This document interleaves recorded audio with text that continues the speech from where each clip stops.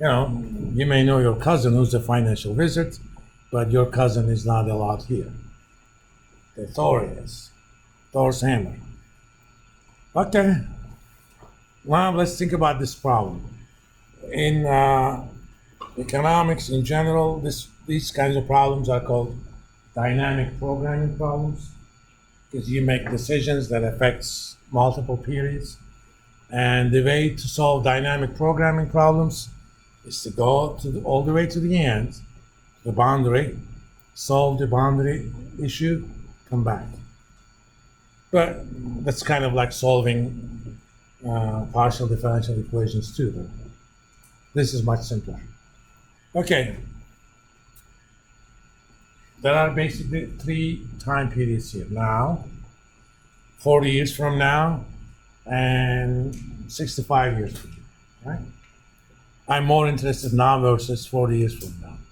Now let's teleport ourselves to 40 years from now, which is theoretically possible, by the way. You can travel in time to the future. If you have a vehicle that is capable of traveling, 99.9999% of speed of light, it may take you only, as far as you're concerned, a year of traveling at that speed. But in the meantime, 40 years may have passed on Earth. That's special relativity. And so 40 years from now, what am I looking at?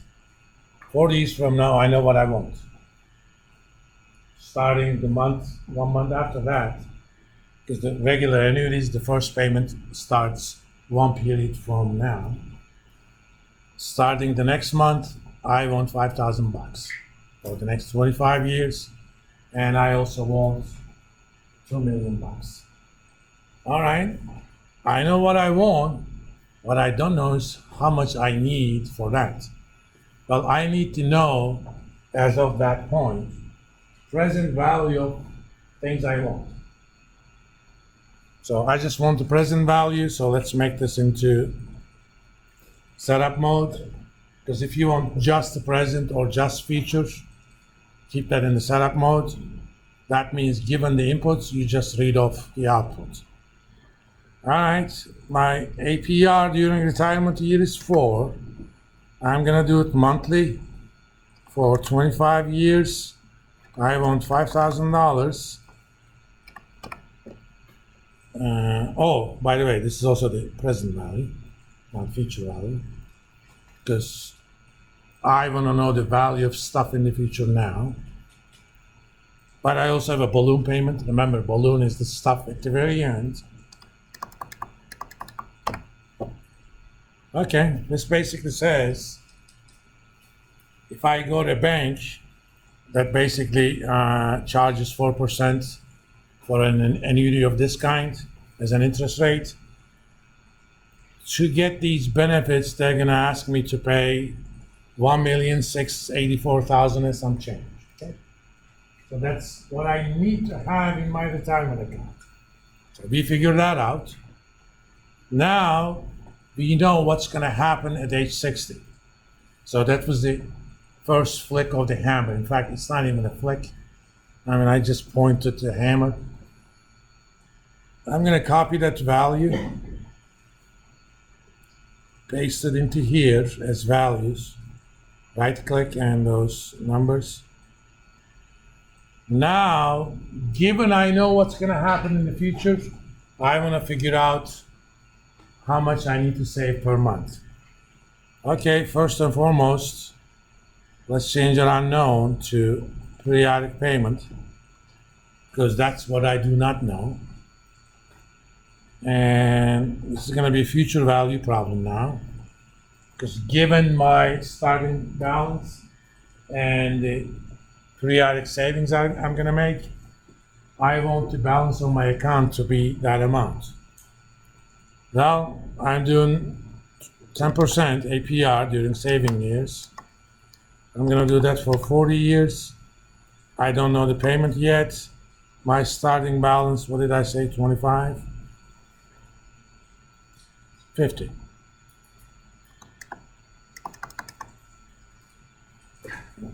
Okay. Now, I mean, I'm still in setup mode. This basically says if I save $5,000 a month, starting with 50 grand now, 40 years from now, I would have had 34 million and some change. Obviously, that's not what I want. All I have to do is go into solver mode. In fact, in this case, if those are my parameters, they have to pay me money. Because I'm earning 10%, 50,000 is a lot of money to compound in 40 years at 10%. If it was 8, okay. If I'm able to earn 8%, all I need to do to reach those targets, save $134 a month. If I can earn 10, the bank actually should be paying me. This basically says I'm going to withdraw $158 a month from my retirement account for 40 years. Every month, I'm going to go ahead and withdraw $5,000 a month during retirement years and still have $2 million left. But if you could do only 6, you don't want to take too much risk. That's then the number is 5.7, right? Alternatively, I can say, okay, I can save $250. What is the interest rate that's going to allow me to reach my targets during retirement years? I don't know the APR. I can say 250. So if I can save 250, I know that I can save 250. I need to find an investment that's going to return roughly 7.5%. If I can save a little bit more than that,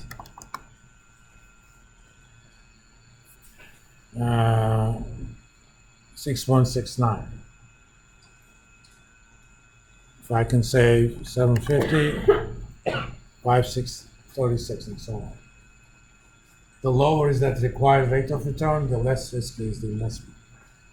So you're kind of making a trade-off. As a financial planner, you leave those trade-offs to the client. You show them what the trade-offs are, it's their decision. Because your risk preferences and your situation are not the same as the client's. A lot of HRs do make that mistake. Until about 2-3 weeks ago, our EKU HR, there's a feature in 401ks. IRS allows you to borrow against it up to 50,000 or half of what you have, whichever is less, and you pay it back in 5 years. I wanted to do that because I want to use that and pay off my high balance credit cards. And since it's not a withdrawal, I don't have to pay any taxes on it either. But there's a little clause that says the employer has to let that. IRS says that it is completely acceptable, but the employer has to put a seal of approval. The trouble is, my employer, notwithstanding the fact that I am a finance professor, even if I was an English professor, my employer does not provide any investment advice. And they should not. I don't think they know what the hell they're talking about. But either way, even though they don't provide me financial advice, I tried for 10 years to have that changed. They say, oh, that's not good for you. Excuse my smudged English, that is my friggin' problem. It's my friggin' money. What's it to you? Okay? I can't use my own money to reduce my own interest.